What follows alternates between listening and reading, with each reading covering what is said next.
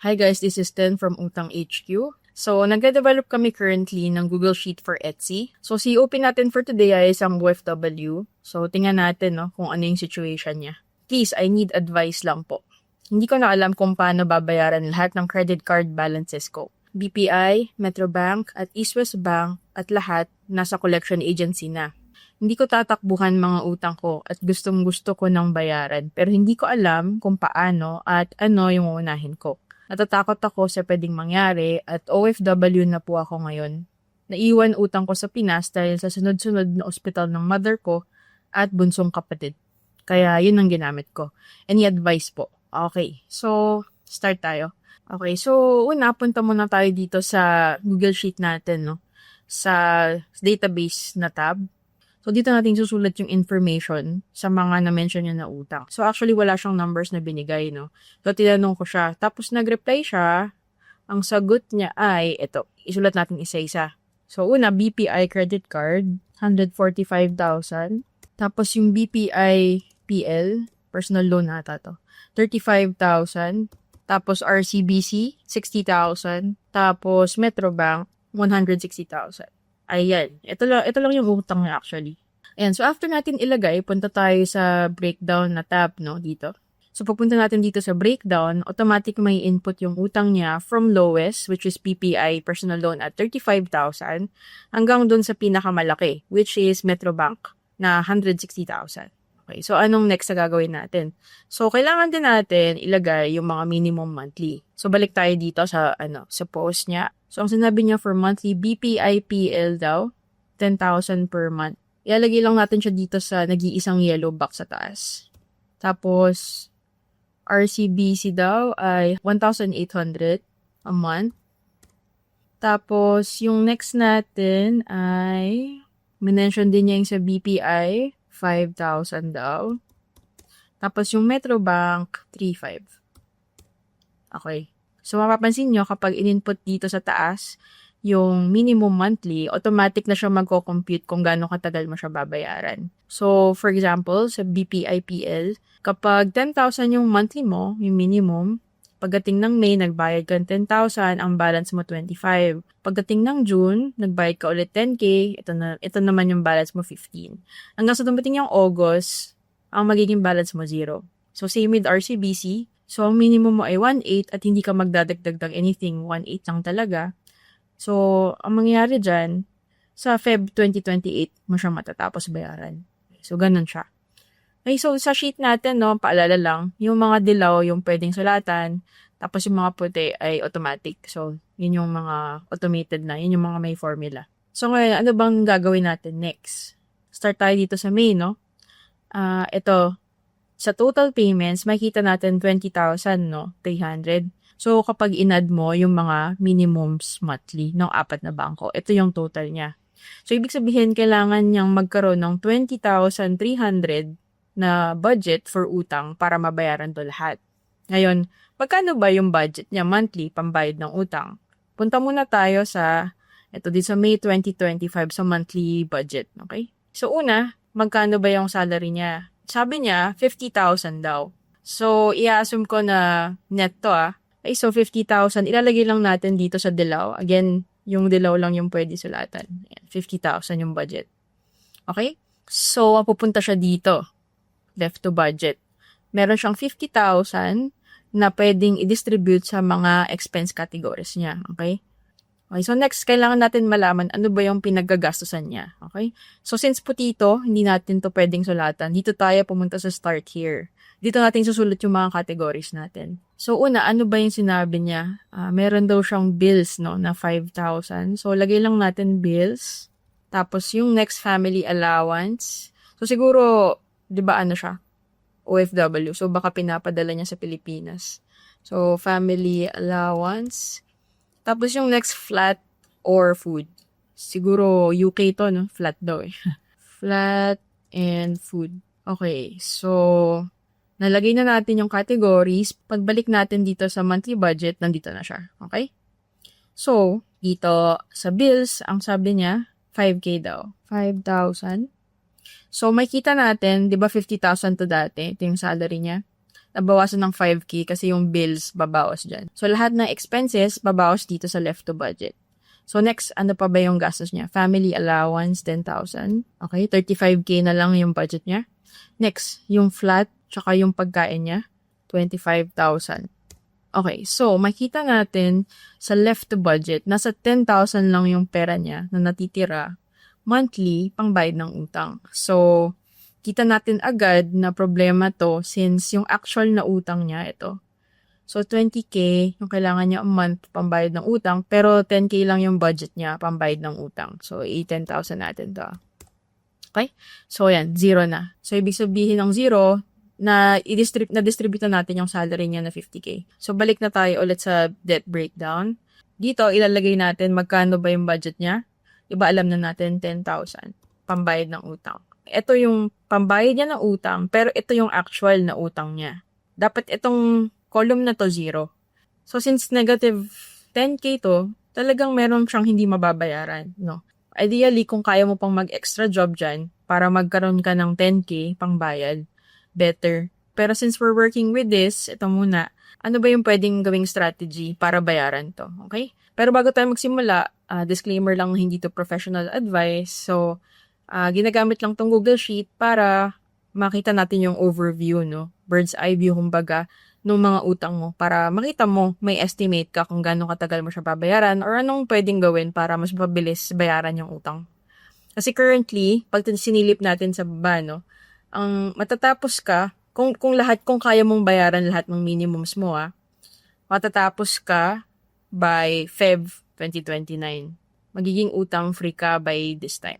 Okay? So, yun nga, ang goal muna natin is zero to, no, left to budget. So, ang pwede natin gawin, bawasan yung payment sa iba. Pero yun nga, kailangan mo makipag-coordinate sa banks kung pwede ba gawin to or like, magkano ba yung penalties, ganyan. So again, kailangan pa rin mag-do your own research kung okay ba yung gantong strategy, okay? So, start tayo, bawasan to. So, 500 muna natin, So, makikita natin yung from 10K, nabawasan siya ng naging 7 na lang siya. So, pero kailangan kasi 0 to, di ba? So, kailangan din tong i-500 muna. Okay, so, kulang pa din. Kapag ginawa naman tong 500 din, kulang pa din. Kasi yung BPIPL na una, 10K. So, basically, dito mapupunta lahat ng budget mo basically. So, try natin i-zero muna to, Wala kasing choice, ganun talaga. Tapos, 1,000. So, 0 talaga siya. So, ganito yung mangyayari. Isa lang talaga yung mababayaran mong credit card. Okay? So, next month. So, hatakin ko muna to, I-peg natin na magbabayad ka ng 1 year. Okay? So, ibig sabihin nito, every month ang budget mo hanggang May next year ay 10K. Since 0 na tong left to budget, ibig sabihin na distribute na natin yung 10K mo, punta na tayo sa June. Pagdating ng June, ganun uli. Magbabayad ka ng 10K sa BPI, tapos 0 pa rin to. Kaya sabi ko sa'yo, kailangan mong magtrabaho ka pa ng isa pang work dyan kung kaya. Kasi nga, wala. Ito lang talaga yung mababayaran mo, isa. Next, since 0 na to, na-distribute na natin, punta tayo ng July. So, ganun uli, kahit magbayad ka ng 10,000, meron ka pang balance na 5K. So, 0 ulit natin to. 0. So, since 0 to, kung ganito yung mangyayari, for sure may penalties yan, ganyan. Kapag mga penalties, ang gagawin mo lang dito sa Google Sheet, ilalagay mo sa adjustment yun. So, for this example, case study lang to. So, for penalties, gawa tayo ng estimate, rough estimate ko na rin, na 750. Pwedeng mali to, lang to. For example lang, para lang malaman natin kung paano gamitin yung adjustments column. Ayan, so, hindi ka nagbayad, may penalty, hindi ka rin mabayad, may penalty. Dito rin, same with this one. Okay, may mga penalties ka. So, wala.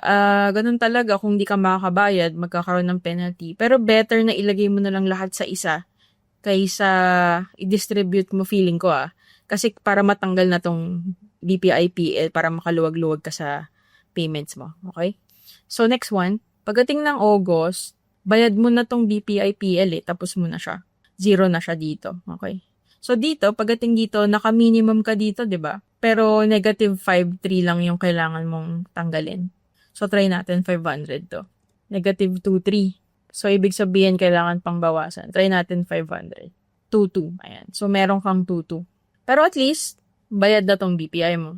So, i-hide na natin to since tapos na siya.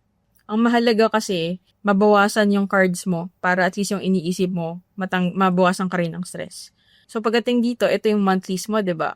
Tapos may left to budget na 2,2. I-add lang natin to dito. So, ginagawa ko siya, dinidelete ko muna to para ma-add doon, para makita ko yung sum. So, 4,000 daw yung left to budget. Ilalagay ko lang siya dito full. So, 0 na to. Punta tayo sa September. Okay, anong gagawin? Negative 300 daw. So, bawasan natin to ng 300. So, hindi mo na kailangang i-500. Kailangan mo lang bawasan to ng 300. Okay? So, dinilit ko muna para makita ko yung legit na total na pwedeng i-distribute. So, 3 to daw. 3 to. Okay, so, 0 na tong sa September, no? So, punta na tayo sa October. So, kung mapapansin mo sa part na to, puro negative 300. So, ibig sabihin, for October hanggang dito sa May, yung nakalagay dito, pare-parehas lang yung ibabayad mo na minimum. 1,800 sa RCBC, sa BPI, 5,000. Tapos, since may negative 300 ka pa, kailangan mong bawasan tong Metrobank ng 300 pesos. So, 3 to na lang siya. So, paulit-ulit lang na ganun yung gagawin mo. Okay? So, ihatakin lang natin. So, puro 3 to na to. So, magiging 0 na to. Okay? So, gano'n ba katagal yung gantong situation mo? So, pagkahinga natin yung mga utang mo, yung unang matatapos talaga, na minimum lang yung binabayad mo is BPI. Matatapos siya by, itong may blue, 0 na yung balance. Matatapos siya by February, okay? So, ang gagawin lang natin, hahatakin lang natin tong budget mo na by Feb. Ayan, 2028 na to Okay? So, kung mapapansin mo, by February 2028, iba na yung situation mo, hindi siya negative 300. Meron ka ng positive number dito. Kasi, yung sa BPI mo, yung last month na magbabayad ka, 1,750 lang yung babayaran mo. So, yung sukli dito, mapupunta dito. Pwede mong pang-distribute sa ibang utang. Okay? So, dito, since negative 300 to, ibig sabihin, kailangan natin hatakin to. Ito. Dapat kasi 0 to lagi, 'di ba? So, hatakin lang natin na maging puro 3, 2 lahat. Ayan, para maging 0. Okay? So, ngayon, ito naman, nandito na tayo sa February. So, again, by this time, bayad ka na sa BPI. May for distribution ka na 2,950. So, saan natin to ilalagay? Delete lang natin to para ma-add yung dalawa, no? Ayan, mapunta siya dito. So, 4,750, ilagay mo lang sa sa RCBC mo. Ayan. Para maging 0 to. Tapos to, meron ka na lang balance na 1,300 for RCBC. Okay. Tapos kung mapapansin mo, actually by this time, pwede mo na bayaran yung minimum ng Metrobank na 3,500, hindi na 3,200. Since kasi nagkaroon ka ng budget kasi konti, hindi siya full 5K dito Okay. So, hide muna natin tong BPI since tapos na siya. Okay, so dalaw na lang utang mo. So, pagdating ng March 2028, dito na tayo, ganun pa din, 10,000 pa rin yung budget mo, di ba? Hatakin lang natin hanggang December muna. Ayan. So, pagdating ng March, actually, tapos mo na yung, bayaran yung RCBC. 0 na siya by that time. Tapos, since, di ba, 1,800 usually yung minimum mo. 1,300 na lang yung dulo. So, matadagdagan yung left to budget mo. Tapos, yung BPI mo, since di mo na binabayaran, napunta rin dito yung budget mo na pwede mong i-distribute. Okay, so, ito, since 0 na to, dito na tayo sa Metrobank maglalagay. So, delete lang natin para makuha yan total ng dalawa. 8,700. So, lagay natin 8,700. So, yan. Congratulations. Tapos na tong RCBC. I-hide na natin. So, pagdating ng April, yan, isa na lang binabayaran mo. So, ibig sabihin, yung full 10,000 na budget mo for utang, pwede mo gamitin lahat for Metrobank. So, di ba pag dinelete natin to magiging 10,000 to. Yan. So, 10,000 lagay natin para maging 0. Okay? So, after kasi ng April, paulit-ulit na 10,000 to So, idadrag lang natin. So, yan, paulit-ulit ka. Okay, so, pagdating ng August, nagbayad ka ng 10,000, tapos yung balance mo sa Metrobank, 6,750 na lang. Okay.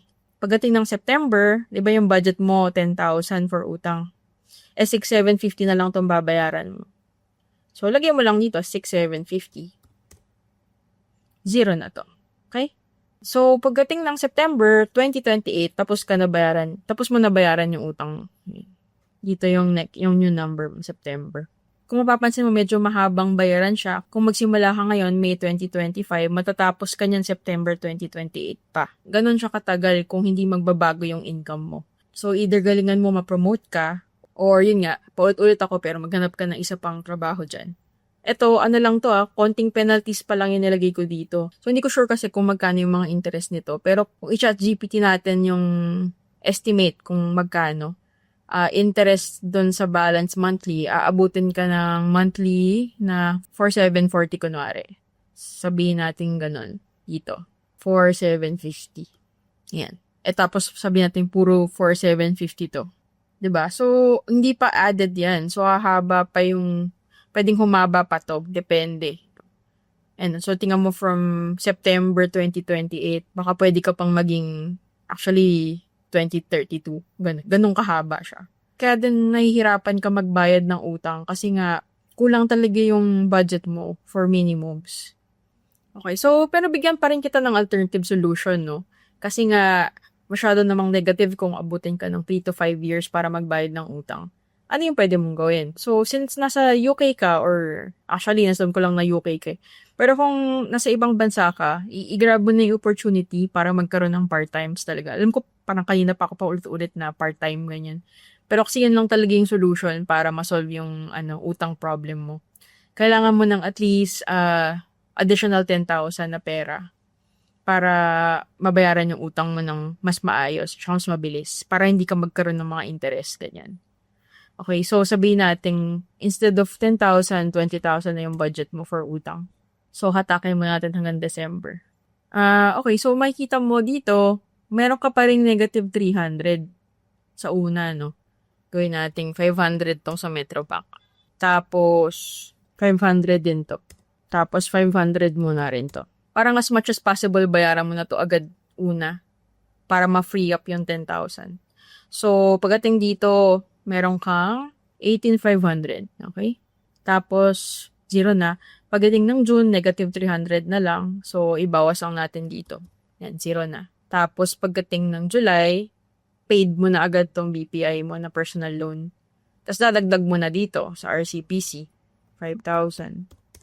Tapos, puro ganun, monthly. Wala kang penalties since makakapagbayad ka na ng minimums mo. So, by June 2026, next year, tapos mo na to tong RCBC. Tapos, kasi may extra ka pa dito mga 6,500. Ilipat mo lang siya dito sa BPI naman, 11,500. So, ayan, puro 11,500 ka for BPI. Tapos, eto, may 300 kasi dito yan dapat, di ba, 3,500 to. Ginawa nating 3,200. 3,500 muna natin lahat. Ayan. So, 0 na. Okay? So, ibig sabihin, yung RCBC mo mababayaran mo na by June next year. Tapos yung BPI mo na isa, mababayaran mo din next year din, 2026. So, pagdating mo ng July, since tapos mo na yung BPI mo, meron kang extra 5K. So, ilalagay mo siya dito. 8,500. Tapos ito, yung full mo na 20,000, pwede mo na ilagay dito sa Metrobank. 20,000. Tapos, hatakin lang natin. Ayan. So, ibig sabihin, by 2027 ng January, tapos mo na yung utang mo. Okay? So, yun. Ganun talaga siya. So, kailangan mo talaga ng extra work para matapos to. Kasi pag kinompare natin, pag nagkaroon ka ng 10,000 na extra monthly, next year tapos ka na sa mga utang mo. Tapos, kung puro minimums ka lang, aabutin ka ng pwedeng 2028, pwede ka ring umabot ng 2032. No choice ka talaga. Kailangan mo talaga maghanap ng isa pang trabaho. So, yun. Medyo mahirap yung road mo ahead, OP. So, ang ano na lang dyan, ang best mo na isipin, kapag ito yung ginawa mong strategy, yung 20K monthly sa utang, pwede ka nang matapos by 2027. Tapos, kung makakuha ka pa ng more part-times, edi better. Pero yun yung mga scenarios. Okay? So, yun. Good luck sa'yo. If kaya mo, update mo kami kung ano yung nangyari. Kunwari, itong unang strategy yung ginamit mo, tapos nag-0-0 ka, tapos tawag ng tag sa'yo, whatever, ganyan. Para pwede ko din magamit for next videos para masabihan ko din yung iba. Pero yun, sa mga nanonood, kung may questions kayo, comment lang kayo down below. Thanks for watching, guys. See you next video.